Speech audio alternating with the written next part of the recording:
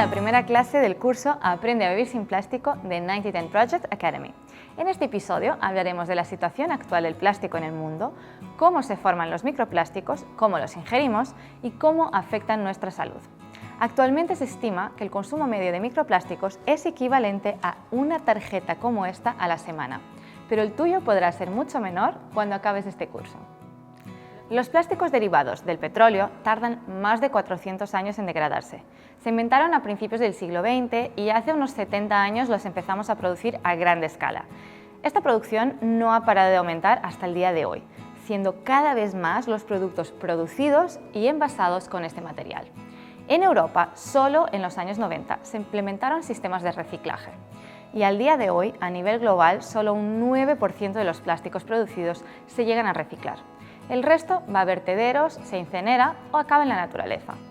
Y estos números no son mucho mejores en la Unión Europea, solo el 25% se recicla. Esto significa que la mayoría de los plásticos que mis abuelos, mis padres y yo hemos usado siguen en el planeta. Pasa lo mismo contigo y con cualquier persona en el mundo.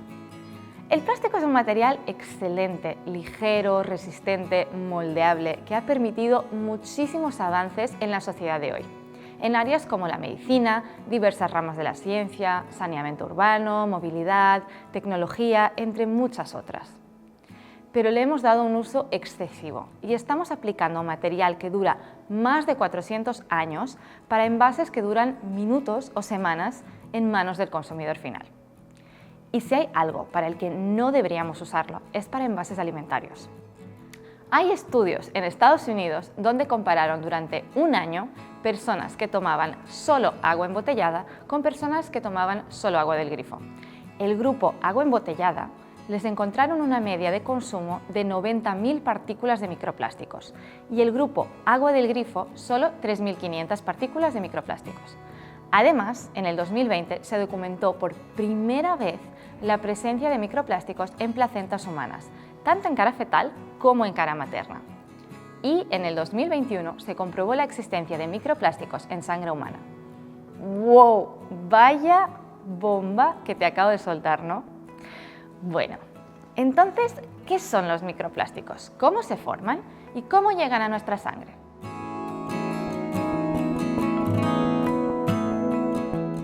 Del porcentaje de plástico que acaba en la naturaleza, el mar es uno de los lugares donde predominantemente van a parar. Datos del 2021 calculaban unas 578.000 toneladas de plástico flotando en nuestros océanos. En el PDF que acompaña la clase puedes leer con más detenimiento las razones por las que hay tanto plástico en el mar. Pues todos estos residuos, durante décadas sometidos a las fuerzas de la naturaleza, las olas, los rayos del sol, impacto con rocas, entre muchas otras acciones físicas y químicas, hacen que estos plásticos se degraden en partículas muy pequeñas, tan pequeñas que se hacen de la escala micro y nanométrica, de ahí el nombre micro y nanoplásticos. Estas partículas luego son consumidas por plancton, ballenas, bivalves, peces pequeños y grandes, con la característica que hay bioacumulación en la cadena trófica. Vaya palabrota, pero es tan sencillo como si una gamba come, por ejemplo, 10 partículas de microplásticos y un pez pequeño come a 10 gambas, comerá unas 10 partículas 10 veces, o sea, 100 partículas. Y luego un pez grande comerá a 10 peces pequeños y este número irá aumentando cuanto más alto esté uno en la cadena alimentaria. Pero estas partículas ya no están solo en el mar. Como son tan pequeñas, han infiltrado la cadena del agua, lo que significa que están en las nubes, en el agua que bebe y por eso han infiltrado manantiales y nacientes de agua de montaña. Lo que significa que están también en las plantas y en los animales que las consumen. Y ocurre el mismo fenómeno que vimos antes de bioacumulación. Entonces, un animal carnívoro tiene en su cuerpo más microplásticos que una planta. Por eso, a nivel alimentario, para nosotros, lo más sano y seguro es optar por una dieta mayoritariamente basada en plantas. Puedes elegir una dieta vegana, vegetariana o flexitariana, en la que simplemente hay una reducción del consumo de productos de origen animal. Para hacer una transición alimentaria, no dudes en buscar ayuda para garantizar que eliges alimentos variados que te garantizan el aporte nutricional necesario. Lo que vimos hasta ahora solo son los microplásticos que ya tienen intrínsecamente la comida. Otra fuente de microplásticos son los envases alimentarios. El estudio que mencioné antes solo se hizo en botellas PET de agua, pero ese mismo estudio y otros se extrapolaba que probablemente sucede lo mismo con los alimentos envasados en este tipo de plástico, especialmente las comidas precocinadas donde se suele usar el PET. Así que evita alimentos envasados en plástico y nunca calientes en el microondas comida en recipientes de plástico. Y la última fuente conocida de microplásticos son los cosméticos. Y los productos estrella son los exfoliantes y los dentífricos blanqueantes, aquellos que tienen unas bolitas muy pequeñas. Muchas marcas, para abaratar el proceso, usan bolas de plástico muy pequeño. Para saber si tus cosméticos tienen microplásticos, te recomiendo la app Beat the Microbead. Con ella puedes escanear un código de barras y te da la información si tus cosméticos tienen o no microplásticos.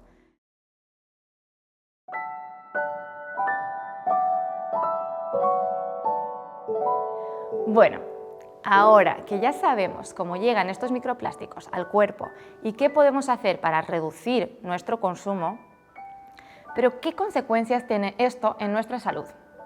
La verdad es que aún queda mucho por investigar y casi no hay estudios en humanos, pero sí ya hay varios en ratones, que es un modelo animal que lleva mucho tiempo usándose en medicina y comparándose con el humano, lo que ya es suficiente para darnos unos indicios de sus efectos negativos en la salud.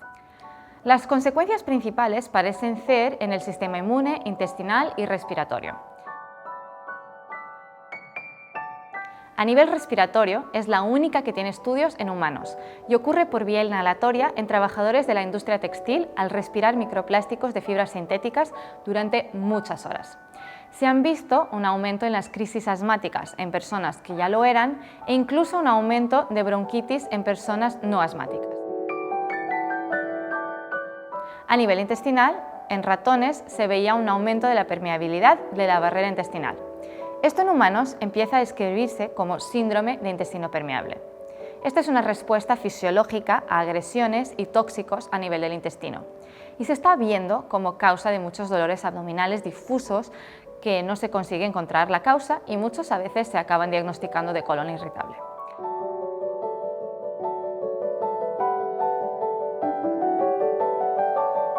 En el sistema inmune, lo que se ha visto es que al ser partículas de un cuerpo extraño, este intenta atacarlas y encapsularlas, activando la inflamación para ayudarle, pero como no consigue destruirlas, va generando cada vez más inflamación. Y esto provoca una desregulación del sistema inmune. En algunos ratones más susceptibles se desencadenaban casos de enfermedades autoinmunes. Estas enfermedades, en las que hay una sobreestimulación del sistema inmune, se desregula y se acaba atacando al mismo cuerpo.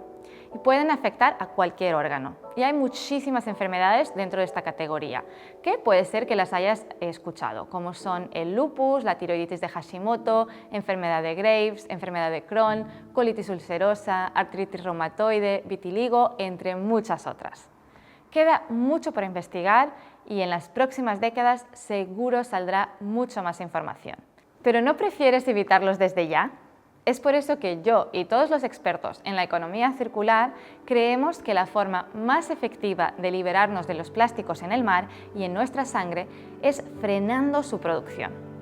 Por la ley de la oferta-demanda, la oferta frenará cuando frene la demanda. Y justo ahí es donde podemos ejercer nuestro poder con las elecciones de los productos que compramos cada día. No olvides consultar el PDF de clase, donde encontrarás los links de los recursos y artículos que mencioné en el vídeo. De tarea, te dejo que revises tus cosméticos con la app Beat the Microbead y que empieces a tomar agua del grifo.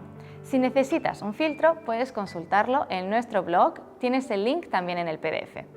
Te espero en la siguiente clase en la que te contaré la importancia de las 5 R's de la sostenibilidad y cómo empezar a aplicarlas en tu vida diaria de forma fácil. ¡Hasta luego!